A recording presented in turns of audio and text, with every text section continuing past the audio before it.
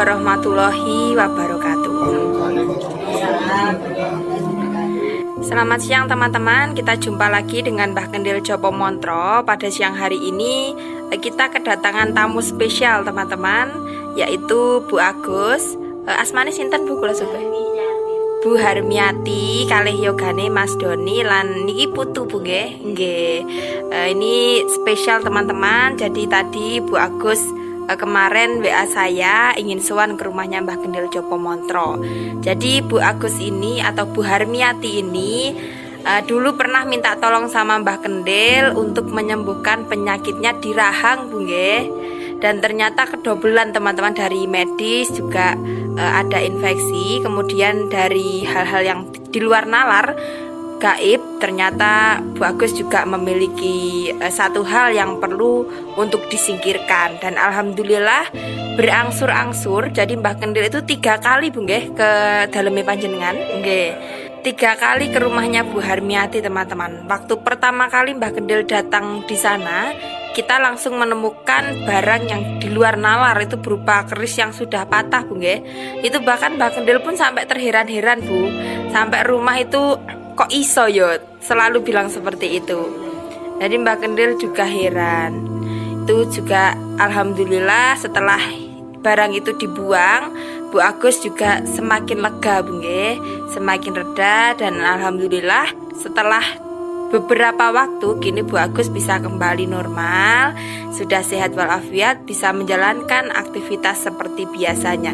Jadi untuk lebih jelasnya teman-teman, kita langsung bertanya sama Bu Harmiati, kemudian kita nanti langsung dengarkan penjelasan dari Mbah Kendil Jopo Montro supaya kita bisa jelas. Namun sebelum lanjut teman-teman, jangan lupa subscribe dan aktifkan tombol loncengnya supaya kalian tidak ketinggalan video-video terbaru dari Mbah Kendil Jopo Montro.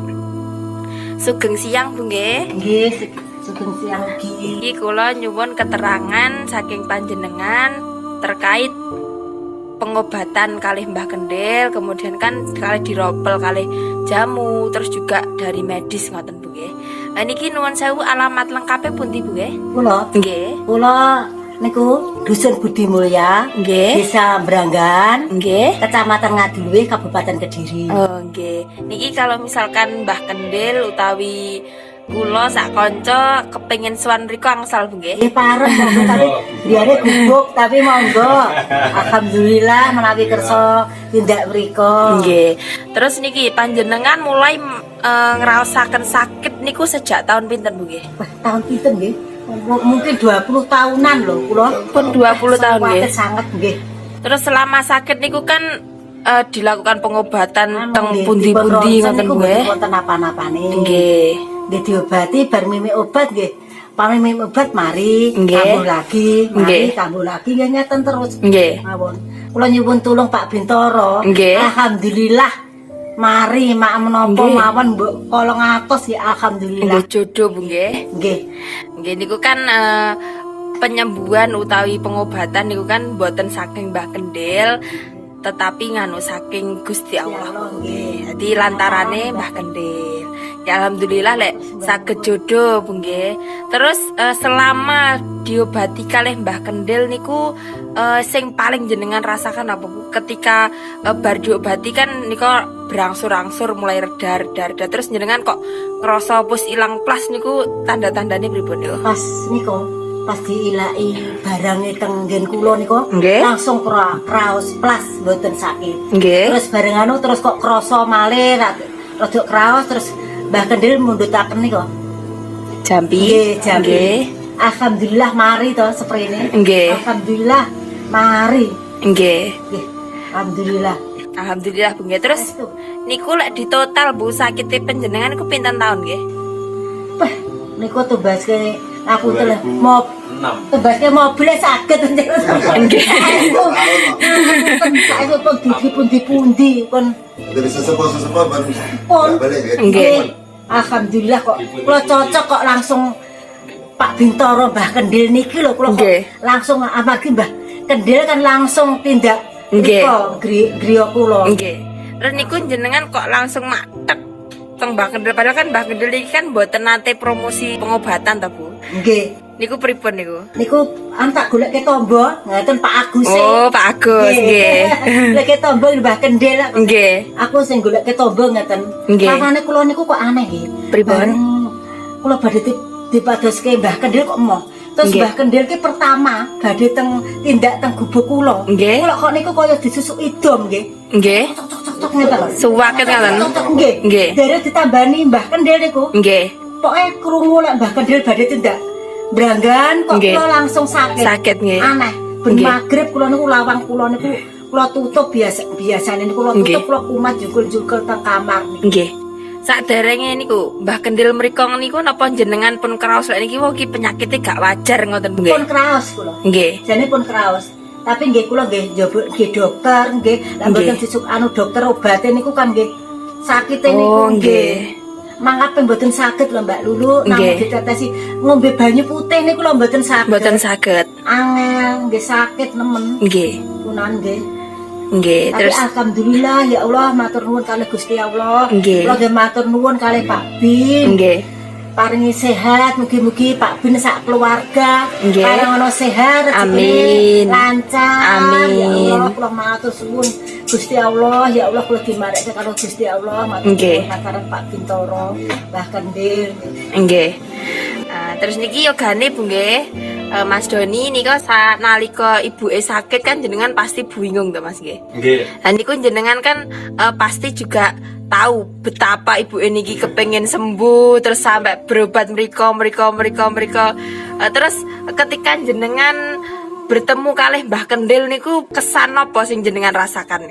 Niko waktu enten keris Nggih. matang. Lu kaget. Kok dari mana gitu loh. Nggih. Dari mana asalnya kok bisa ada? Padahal sebelumnya belum ke belakang sama sekali. Nggih. Belum ke belakang sama sekali, taunya ada suara klotak. Nggih. Tahu-tahu ada benda besi keris patah itu jatuh. Nggih. Dibuntul Saya mori. juga nggak percaya. Nggih. Itu apa dengan mual? Nggih mual. Kula niku kok ngoten nggih. Anu teng konten kula kok lari nggih kula niku. Teng Nggih. ujug teng mriko. Teng teng mriko tidak jenengan niku. Nggih. Teng, Pak kok teng teng mriki ngarepku. Teng teng mriko. Ora mual ya. Kula mual mriki, Nggih. Mbak Lulu niki mual kudu mutah. Kula kan mutah to niku. Nggih. Mutah terus. Lah niki lho ya kudu mutah. Ngomongke niku. Nggih. Trauma nggih. Padahal pun mari alhamdulillah. Jalan Bintoro. susah. Kula melakne nggih suwan mriki matur nuwun semangat kula ya Allah. Nggih. Lah nggih matur nuwun semangat pol kula. Pikiran gua kok masak ngono. Lah kula ngaten sirna ngono kat biyen nek kula anu nggih ngertos Pak Bintoro nggih. Pak Nggih. Bintoro, Mbak Kendil. Kula kan mboten ngertos-ngertose kok wis ngrasake beberapa puluh tahun. Nggih. Ngertos ngono langsung kenapa suwi-suwi lara. Nggih. Pikiran gua sih malah jampi itu sih. Paling penyakit medis gitu. Mboten Ternyata Mbak. malah ngarono terutama masa doa-doa malah muncul niku. Nggih. Ini kan digumun bu kan. Ini coba aku tenang aja. Aku ngerasani kan yang setrika. Nggih. Anu Pak Agus nggih nemokne teng Sor Kantil niku wonten kaya wesi sementan iki bunder celowok wonten dom-dom niku. Oh Niki nggih. nyucup terus kok kowe kaya kula kok dicucuk anggerane dicucuki dom terus malah dibong Bapak Agus. Malah dibong. Malah mboten sakniki Jadi alhamdulillah. nek zaman sakniki ngomongin kono ae diguyusano. Nggih. Aneh. Tapi nggih Tapi kok kok Nyata. nyatane nggih kenyataan ngeten. Udah dhewe Nggih. digumun mesti zaman saiki nek kono kan aneh. Nggih. Aneh. Kita nggak bisa menerima seperti Kula itu. niku gumun barang ini padahal diresiki lho Pak Bin. Padahal diresiki dinopoke ora enak. Memang Bareng anu Pak Bintoro muncul. Nggih. Bareng anu jenengan tindak mriko malih muncul.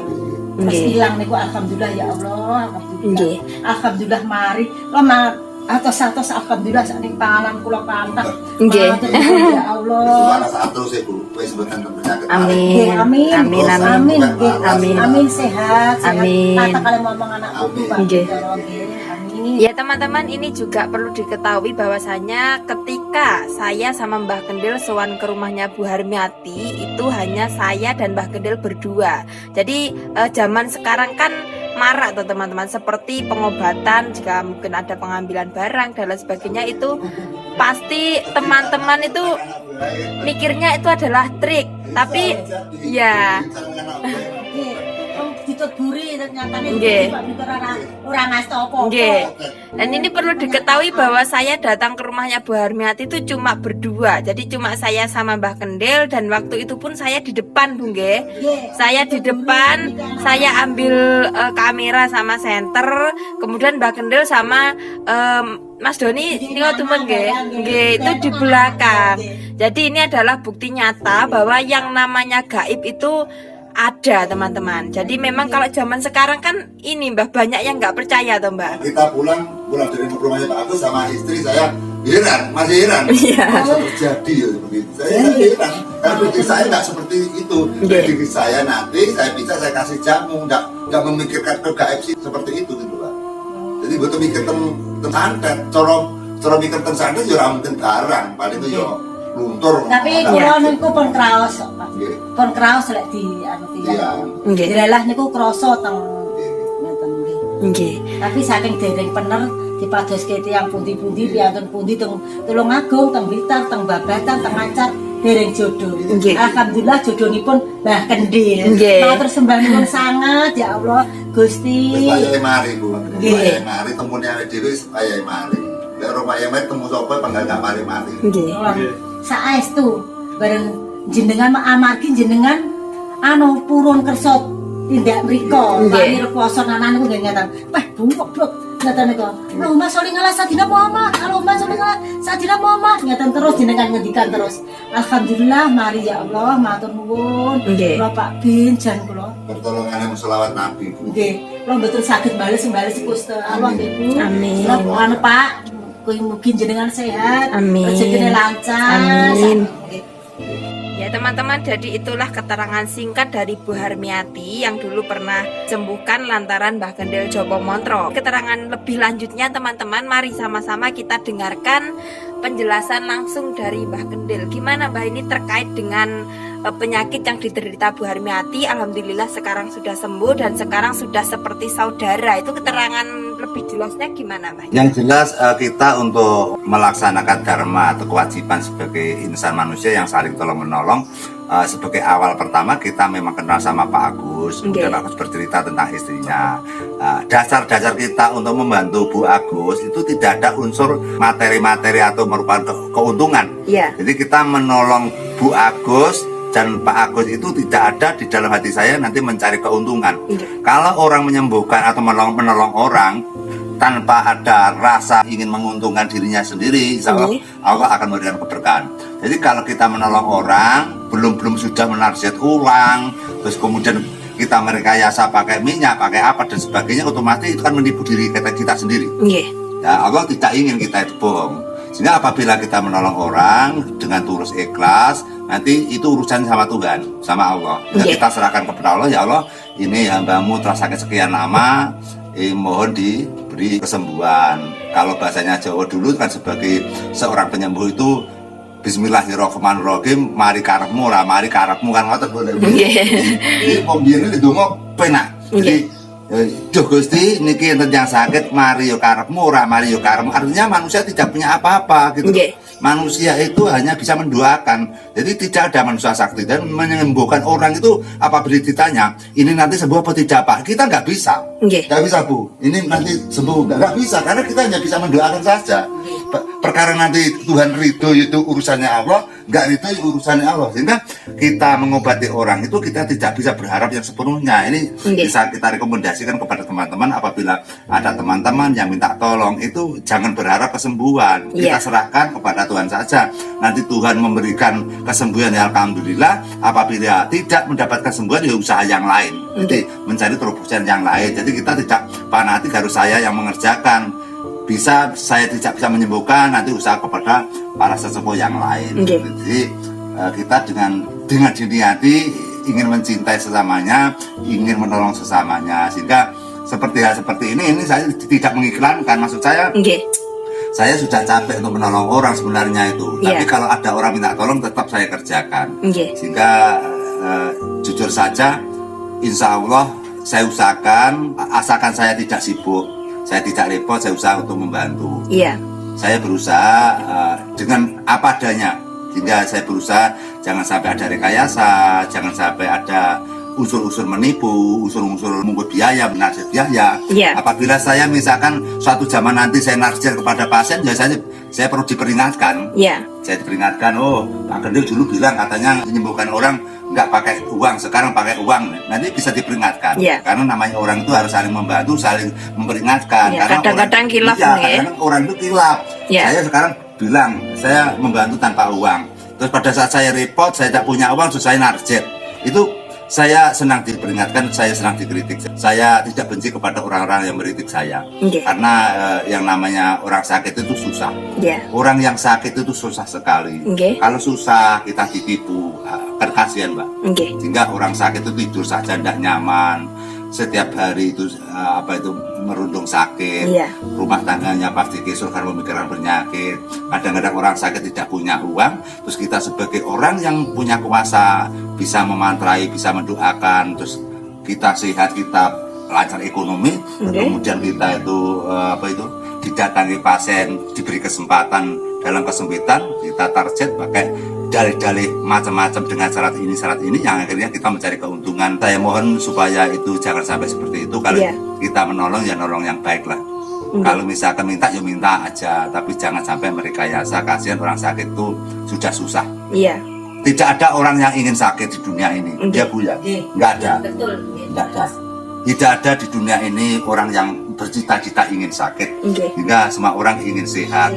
Makanya kalau kita menolong orang, jelas Allah akan melebihi berkah-berkah kepada kita. Walaupun toh kita tidak menerima uang, tapi rezeki itu pasti beri sudut pandang yang lain. Iya. Jadi kalau di sini kosong, di sana kosong, di situ kosong, di situ pasti isi. Jangankan kok seperti manusia, seperti cecak dan tekek saja di tembok saja, itu saja kan hanya bisa makan apabila ada nyamuk yang mendekat. Iya. Kalau nyamuk tidak mendekat, maka si tekek dan si cecak itu tidak bisa makan. Tapi bukti nyata bahwa tekek dan cecak juga bisa untuk mengeluarkan kotoran, juga bisa kenyang, juga bisa gemuk. Artinya apabila kita ringkas bahwa rezeki benar-benar itu diberikan kepada manusia atau hamba-hambanya. Adapun kita pada saat kita tidak punya uang, pada saat kita tidak bisa belanja, pada saat kita kelaparan tidak bisa makan, kesimpulannya bahwa Allah memerintahkan kita agar kita berpuasa. Jadi jangan sampai kita menderita tidak bisa makan, terus kita langsung mengecam atau menghina atau melecehkan atau tidak bersyukur kepada Tuhan. Jadi Allah punya tujuan yang lain yang kita tidak tahu gitu loh. Misalkan saya selama 2 minggu tidak bisa makan karena tidak ada pendapatan. Berarti kesimpulannya Allah menguji saya agar saya lapar gitu loh. Biar saya bisa merasakan seperti inilah rasanya orang kelaparan. Sehingga kalau kita bisa merasakan lapar, kita bisa melihat orang-orang di bawah kita yang miskin, yang sangat tidak bisa makan. Ekonomi di bawah kita. Tapi kalau kita selalu bisa makan, selalu bisa punya uang, selalu bahagia, kita tidak bisa merasakan penderitaan orang-orang yang miskin. Sehingga di dalam Al-Quran juga disebutkan bahwa masih banyak fakir miskin, janda-janda tua yang perlu kita bantu. Di dunia ini memang penuh liku-liku. Kadang-kadang kita penyakitnya sudah dicabut, sudah hilang, ada masalah lagi. Masa rumah tangganya itu memang ada. Sehingga manusia itu tidak ada henti-hentinya untuk memikirkan masalah-masalah. Yang penting manusia harus bersabar dan bersabar. Tebalkan bendera keimanan, tebalkan bendera ketakwaan, kemudian lintasi kejujuran dan lintasi dengan kedisiplinan, penuh dengan kesabaran, penuh dengan keikhlasan dalam menjalani dan mengemban kewajiban kita sebagai manusia untuk hidup di muka bumi ini. Pesan saya kepada kita semua, pada teman-teman semuanya, mari kita berbuat baik kepada siapapun. Dengan baik kepada siapapun, maka Allah akan memberikan pengayuman kepada kita. Apabila kita punya susah nanti cepat diambil. Apabila kita sepi kepada rezeki, Allah akan memberkati. Karena apa? Karena kita bernilai, bertindak, berbudi pekerti yang baik. Yang penting itu, Mbak. Ya teman-teman, jadi kami meliput atau membuat video ini bukan karena kami ingin promosi untuk kemampuan Mbah Kendil, ya sekaligus malah justru saya itu tidak dikunjungi pasien tidak apa-apa. Teman-teman, saya iklarkan di sini, saya nyatakan di sini, apabila anda punya masalah, malah saya senang Anda ke orang-orang yang lain. Artinya saya sudah jenuh, saya sejak tahun 90 sudah menolong orang. Sehingga sekarang saya ingin beraktif untuk yaitu mengajak ke teman-teman saya diri ke arah yang lebih mulia, yaitu pendekatan diri kepada Allah. Sehingga kita di dalam YouTube ini, cita-cita saya hanya ingin memberikan ceramah-ceramah yang bersifat untuk kepangeranan. Semoga adanya YouTube saya itu bagi orang-orang yang meninggalkan dengan ibadah, orang-orang yang lupa dengan Tuhan atas konten-konten saya, maka dia sadar dan dia akan kembali, yaitu bertakwa kepada Tuhan Yang Maha Esa, karena memang manusia itu hanya sementara di dunia ini. Sehingga kita kadang-kadang lupa dengan kejadian-kejadian di dunia ini, banyak kesibukan, banyak masalah. Akhirnya apa? Akhirnya lupa bahwa di suatu saat nanti kita akan didatangi oleh sang penjabut nyawa atau malaikat yang menjabut nyawa kita. Kita bisa bicara seperti ini, nanti jam 1 kita mati, kita juga tidak tahu. Makanya sebelum terjadi malaikat datang, mari kita mencari amal, mencari pundi-pundi untuk sanggup di alam akhir nanti. Jangan sampai nanti itu menyesal di kemudian hari, karena orang yang mati akan berjalan di alam kegelapan. Apabila kita mendekati pada Allah, kita bertakwa, kita menciptakan amal, menciptakan dengan perjalanan-perjalanan suci, maka pintu hidayah perjalanan kita akan diberi pencerahan, perjalanan kita akan diberikan cahaya nur rosolan nur cahyo, sehingga kita perjalanan nanti akan lebih mudah. Seperti itu. Ya teman-teman, jadi semoga video ini bermanfaat bagi kita semua. Ini juga membuktikan kepada kita bahwa yang namanya kesembuhan itu datangnya adalah dari Allah. Dan untuk Ibu Harmiati, alhamdulillah memang sudah berjodoh sama Mbah Kendil, Bu nggih. Setelah sekian tahun merasakan sakit, alhamdulillah sekarang bisa kembali lega, kembali reda, dan kembali sehat seperti biasanya. Mungkin bagi teman-teman di rumah yang masih sakit atau sedang berjuang untuk melakukan penyembuhan, bersabarlah dan ikhlas dan terus memohon kepada Tuhan. Seperti Bu Harmiati yang berpuluh-puluh tahun merasakan sakit, pada akhirnya juga bisa sembuh, Bu nggih. Alhamdulillah. Mbah Kendil ada tambahan? Ada tambahan kepada teman-teman bahwa tentang kesembuhan Bu Harmiati itu bukan merupakan satu-satunya kebanggaan saya. Kenapa? Karena saya tidak bangga atas kesembuhan Bu Harmiati itu karena saya tidak merasa menyembuhkan. Bu Agus itu sembuh, itu bukan karena saya datang ke sana, saya gebrak bumi, saya baca sholawat. Adapun ada besi, patahan pusaka itu pun saya juga tidak ngerti gitu loh. Saya malah pulang tuh heran sekali. Ternyata lepasnya dari serangan-serangan seperti hal itu, ternyata Bu Agus berpelan-pelan langsung sembuh total seperti itu. Sehingga saya rekomendasikan bahwa dalam acara video ini kami tidak mempromosikan kepada Anda semua agar Anda yang sakit datang ke rumah saya, karena saya sudah tua. Waktu ini saya pergunakan untuk berkiblat, bertakwa kepada Allah Ta'ala. Sehingga jujur saja saya sudah lelah untuk mengobati orang, saya jujur saja saya sudah lelah untuk mengatasi pasien, pemirsa. Tapi saya apabila didatangi teman-teman yang ingin bergabung pada saya, ingin ngiblat, ingin bertakwa, ingin menggiring kepada yaitu di masa depan, di alam kematian, di alam surga, saya lebih senang itu. Jadi apabila ada teman-teman yang datang ingin cari seseorang, ingin bersama-sama, mari saya ajak, saya gandeng tangan Anda kepada saya, kita bersama-sama berbuat baik kepada siapapun dan kita menghamba kepada Allah Subhanahu wa taala. Tentu saja kita dengan mengamalkan agama kita yang kita yakini secara sah, secara resmi, secara ikhlas, secara mantap di dalam batin kita. Jika seperti saya pun sebenarnya di dalam agama saya tidak ngerti sama sekali.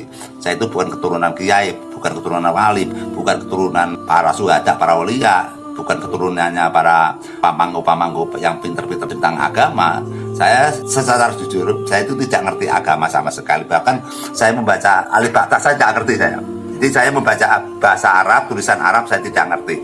Tapi tidak berarti kita tidak bisa baca Arab, tidak berarti kita tidak pinter, terus kemudian kita tidak mau belajar, itu salah. Justru apabila kita tidak mengerti dengan ajaran-ajaran Islam, kita harus berusaha mendekati kepada ajaran-ajaran Islam agar kita ada ketingkatan, agar kita mengerti tentang agama. Artinya kalau kita bodoh jangan kita malah mundur, kita berusaha maju. Yang penting kita percaya, yang penting kita senang, kita yakin, dan kita senang kepada ajaran yang kita lalui atau yang kita pelajari. Itu yang penting itu. Jadi saran saya adalah mumpung orang hidup di dunia, mari kita untuk mengiblat, untuk bersembah kepada Allah Ta'ala bahwa dunia ini tidak akan lama akan kita tinggal. Jagat raya yang indah ini tidak lama akan kita tinggal. Anak yang kita banggakan, harta benda kita yang kita banggakan, pangkat derajat kita yang kita banggakan, suatu saat nanti akan kita tinggal. Terus kemudian kita akan menghadap Sang Pencipta dengan urusan-urusan kita di dunia. Apabila di dunia kita menjalankan perbuatan yang tercela, jika kita mendapat laknatullah. Apabila kita berjalan yang benar, kita banyak pundi-pundi amal, pundi-pundi ketakwaan, maka Allah akan memberikan pahala kepada kita. Allah akan membalas dengan kebajikan kita. Dengan kita berjalan, kita akan diberikan tempat-tempat yang nyaman sesuai dengan amal dan perbuatan kita. Itu yang penting, Mbak. Sehingga kesimpulannya, di dalam konten saya tidak berdagang dengan pasien, saya tidak ingin mencari pasien, saya tidak berburu kepada orang-orang sakit agar ke rumah saya. Bagi teman-teman yang diperkirakan senasib dengan saya, yang tidak ngerti dengan Tuhan, yang kurang paham tentang agama, yang kurang paham dengan perjalanan Allah, yang belum paham tentang perjalanan kematian, mari kita bersama-sama kita menuju belajar bersama-sama agar kita mengerti bahwa kita setelah mati nanti masih ada kehidupan lagi. Seperti itu, Mbak. Ya teman-teman, inilah video kami pada siang hari ini. Kami telah memuat kesaksian dari Barmiati. Dari sini kita tahu betapa besar kuasa Allah atas hamba-hambanya. Beliau juga bisa membuat kita sakit, tapi Allah juga bisa membuat kita sembuh dengan cara-cara yang mungkin tidak bisa kita pikir secara nalar. Jadi semoga teman-teman video ini bisa menambah iman ketakwaan kita kepada Allah. Sekaligus video ini bisa menjadi hiburan yang bermanfaat bagi kita semua. Kemudian orang yang percaya, orang yang yakin itu sangat penting sekali. Kita untuk menyembuhkan penyakit, kita mencari rezeki, kita menghamba kepada Allah, kita punya cita-cita, harus yakin dulu. Suatu contoh, pada saat saya kenal sama Mas Doni, ini anaknya Bu Armiati, mereka menjadi mantan yang baru, kemudian dia pernah bilang ingin mempunyai anak. Dengan keyakinan bersama kita, saya juga pernah membayangkan Allah akan memberikan kekuatan kepada keluarganya Pak Agus ya Mas Doni. Dipastikan dia akan punya anak. Yang penting kita berkumpul bertujuan baik. Insya Allah perkumpulan kita pasti mengandung yoni-yoni, mengandung berkah-berkah yang baik. Walaupun Mas Doni tidak minta tolong kepada saya, tapi saya yakin atas perkumpulan kita dengan niat yang baik, sehingga cita-cita dia akan diberikan sama Allah, yaitu sekarang sudah punya anak. Saya juga berterima kasih sekali karena orang yang berumah tangga harus punya anak sebagai tempat-tempat bersandar di akhir zaman nanti. Jika kalau kita tidak punya anak, kita nanti akan susah juga seperti itu. Ya teman-teman, semoga video ini bermanfaat bagi kita semua. Mungkin cukup sekian yang bisa kami haturkan. Jangan lupa subscribe dan aktifkan tombol loncengnya, karena masih banyak lagi video-video yang lebih menarik lagi dari Mbah Gendil Jopo Montro. Mungkin cukup sekian teman-teman. Sampai jumpa di video kami yang selanjutnya. Wassalamualaikum warahmatullahi wabarakatuh. Waalaikumsalam warahmatullahi wabarakatuh. Sugeng Rahayu Kang Pinanggih.